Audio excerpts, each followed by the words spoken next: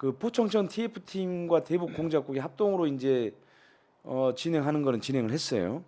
근데 그것도 모자라 가지고 국세청의 협조를 받아요. 국세청에 최종읍 3차장이 당시 이현동 국세청 차장을 만나죠. 네, 만나서 최종욱과 대북공작국장 김승현 국장이 함께 가서 만납니다. 야, 근데 이렇게 국정원의 고위 간부들이 이렇게 국세청 고위 간부들이 이렇게 자주 만납니까? 자주 만날 일 없죠. 아. 여기서 더 웃긴 점은 뭐냐면요.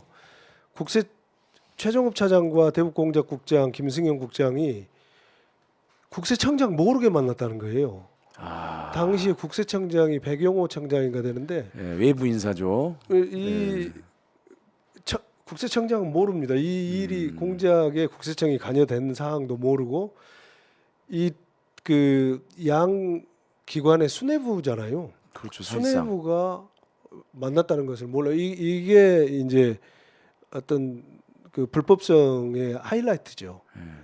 아니 사실 뭐 그때 이현동 차장이 저도 이제 취재를 해서 잘 알지만 당시 이현동 차장은 국세청이 사실상 실세였어요. 그렇죠, 실세죠. 차장이긴 하지만 네. 백용호 청장이 사실 외부에서 온 전문가 형의 이제 국세청장으로 앉힌 거고요.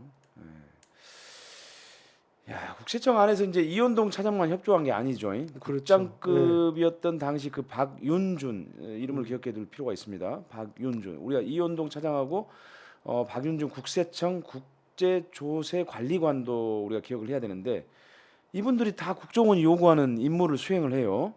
그렇죠. 예, 네. 박윤준 관리관은 어떤 임무를 수행한 건가요? 직책 자체가 국제조세관리관이다 보니까 해외에 지금 우리 뭐 역외 탈세나 이런 것들에 대한 정보를 그렇죠. 수집하는 자리였어요. 그래서 이제 그 좀 전에 우리 기자님께서 말씀하신 해외에서 중국에서 뭐 관련 계좌도 인터넷으로 제보한다면서 하고 해서 그렇죠.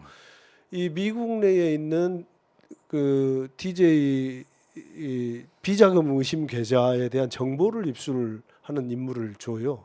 이 박윤준 씨한테. 그래서 그 업무를 공작에서 역할이 그 부분입니다. 미국과의 협조 관계죠.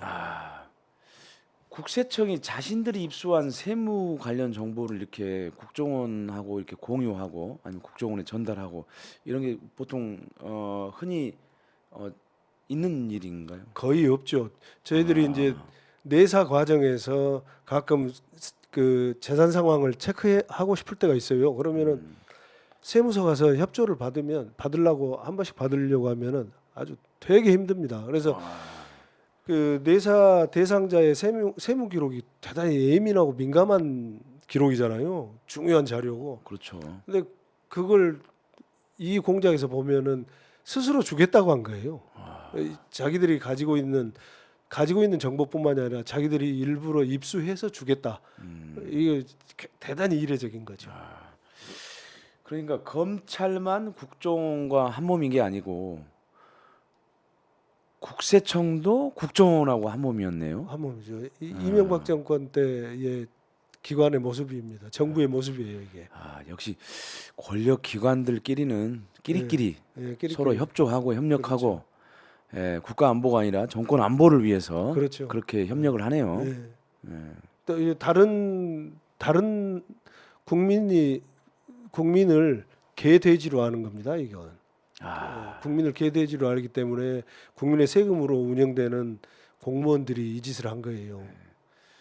갑자기 뭐 어느 교육부의 고위 공무원이 뭐 민중은 개돼지다 뭐 이런 식으로 그랬었죠. 발언했다라는 보도가 네. 있었는데요. 네. 오래전에 그게 떠오르네요. 네, 그때도 거의 그때 이명박 정부 때 아닙니까? 네.